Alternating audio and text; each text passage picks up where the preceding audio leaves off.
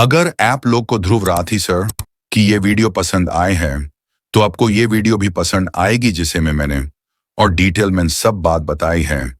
आए हो तो थिंक लकी हमारे इस एजुकेशनल चैनल को सब्सक्राइब और शेयर जरूर करना। सोचिए आप 10,000 फीट की ऊंचाई से गिरते हैं। चारों तरफ घना अमेज़न जंगल है, न रास्ता पता है न मदद।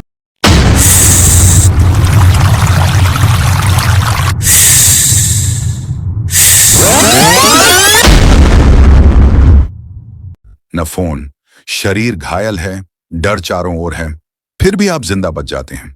दुनिया इसे चमत्कार कहती है। That's crashing, but the author of the book Turbulence is लेकिन विज्ञान इसे चमत्कार नहीं मानता। यह कहानी है जूलियन कुप्स्की की, और उससे भी ज्यादा यह कहानी है एक अलग तरह की शिक्षा प्रणाली की। जूलियन का बच जाना लक का खेल नहीं था। असली वजह थी उसका दिमाग, जो पैनिक नहीं करता, जो स्थिति को देखता है, समझता है और फिर फैसला लेता है। यह दिमाग एग्जाम ओरिएंटेड एजुकेशन से नहीं बनता, यह बनता है रियल एनवायरनमेंट में जीकर सीखने से।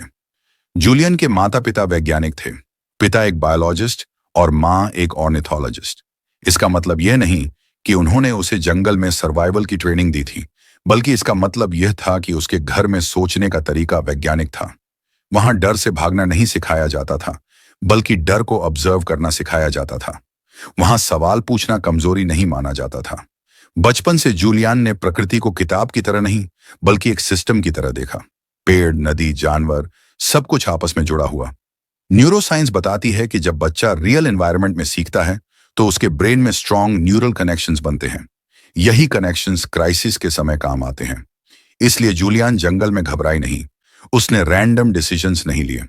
उसने नेचर के खिलाफ जाने की कोशिश नहीं की, बल्कि नेचर के साथ चलने की कोशिश की। आज की एजुकेशन ज्यादातर बुकिश है। बच्चे जानते हैं कि फोटोसिंथेसिस क्या है, लेकिन यह नहीं जानते कि सूरज की दिशा कैसे पहचाने। वे रिवर्स के नाम याद कर लेते हैं, लेकिन पानी को फॉलो करने का लॉजिक नहीं समझते। किताबें जानकारी देती हैं, लेकिन अनुभव समझ देता है। जूलियन के दिमाग में उस समय कोई सिलेबस नहीं चला, कोई फॉर्मूला नहीं आया तो सिर्फ ऑब्जर्वेशन, पेशेंस और कॉमन सेंस, जो एक्सपीरियंशियल लर्निंग से आता है। साइकोलॉजी कहती है कि जिन बच्चों को कंट्रोल्ड स्ट्रगल मिलती है, उनका ब्रेन रिसिलियंस डेवलप करता है। जूलियन का बचपन बहुत कंफर्टेबल नहीं था, लेकिन बहुत मीनिंगफुल था। उसे हर चीज आसान करके नहीं दी गई। उसे देखने, समझने और खुद से सोचने का मौका मिला। यही वजह थी कि जब असली स्ट्रगल आया तो उसका दिमाग फ्रीज नहीं हुआ। आज के मॉडर्न स्कूल्स बच्चों को कंफर्ट देना सिखाते हैं, कैपेबिलिटी नहीं।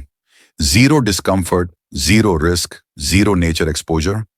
फिर हम हैरान होते हैं कि बच्चे एंजाइटी में क्यों हैं, प्रेशर में टूट क्यों जाते हैं। असल में हमने उन्हें लाइफ से दूर करके पढ़ाया है। जूलियन की कहानी हमें यह सिखाती है कि एजुकेशन का मकसद सिर्फ नौकरी नहीं होना चाहिए, बल्कि जीवन से निपटने की क्षमता होनी चाहिए। Always be ready to survive alone. Some people suddenly change. Today you are important to them, tomorrow you are nothing to them, and that's real life. एक आइडियल फ्यूचर एजुकेशन सिस्टम वो होगा जहां साइंस सिर्फ किताब में नहीं, खेत और जंगल में भी पढ़ाई जाए। जहां एथिक्स सिर्फ चैप्टर ना हो, बल्कि व्यवहार में दिखे। जहां एनवायरनमेंट को रिसोर्स नहीं, रिलेशनशिप की तरह सिखाया जाए। ऐसी एजुकेशन 40% क्लासरूम में, 40% रियल वर्ल्ड में और 20% रिफ्लेक्शन में होगी। बच्चे सीखेंगे कि ऑब्जर्व कैसे करना है, इंतजार कब करना है और एक्शन कब लेना है, क्योंकि असली बुद्धिमत्ता वही है जो मुश्किल हालात में भी काम आए। जूलियन कुप्स्की की कहानी हमें यही बताती है। उसने जंगल इसलिए नहीं जीता क्योंकि उसे सर्वाइवल टिप्स आते थे, बल्कि इसलिए क्योंकि उसे जीवन को समझने की शिक्षा मिली थी।